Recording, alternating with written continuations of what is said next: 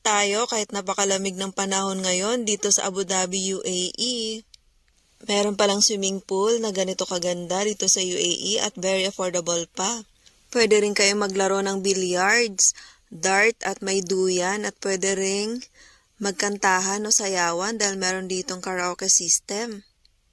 Medyo malawak yung lugar kaya pwede siyang gawing venue kapag merong mga okasyon. At ngayon nga ay napakalamig ng panahon pero yung pool na yan ay warm naman or hindi kayo lalamigin kapag nasa tubig na kayo. At kami nga ay nagbaon lang ng mga lutong pagkain at share na rin para tipid. Bale kumain nga pala kami pagdating bago maligo kasi super gutom na galing kami ng trabaho. Swimming sa taglamig! Swimming sa taglamig dito sa UAE, my God. Swimming sa taglamig.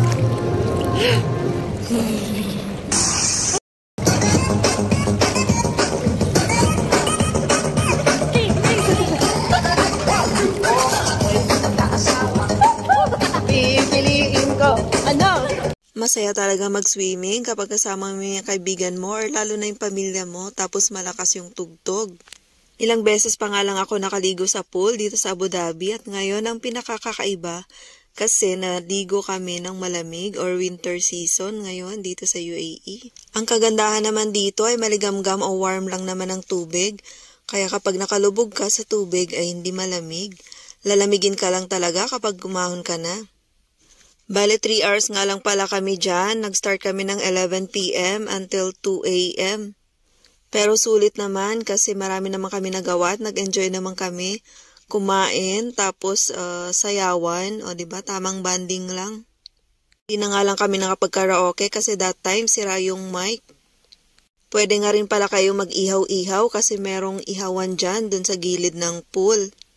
Pasensya na kayo kung wala akong gaanong video sa buong area kasi wala akong balak na i-upload to or i-vlog to pero since nandito na rin lang naman sa cellphone ko kaya ginawan ko na ng content. Kahit puro selfie lang naman ako dyan kasi gusto ko lang ma-video yung sarili ko. Super nag-enjoy talaga kami sa pag-swimming kasi matagal na rin kasi namin ito plinano as in last year pa at sa wakas nga ngayon ay natuloy din. Mahirap talaga magplano, maigi na yung biglaan para halos sa lahat ay makakasama. At walang gaanong mga naatras o magdadahilan na hindi makakasama. Dito nga lang pala yan sa may likod ng Sun and Sun Sports, Hamdan Street, Abu Dhabi. Ayun lang, sana nag-enjoy kayo sa panunood. Shoutout nga pala kay Elabon, Agasar Works, at Eileen Ismael Lotas. Maraming salamat sa suporta. Please don't forget to heart, comments, and follow my FB page at ang aking YouTube channel, Chan Vlogs. See you in my next vlog. Bye!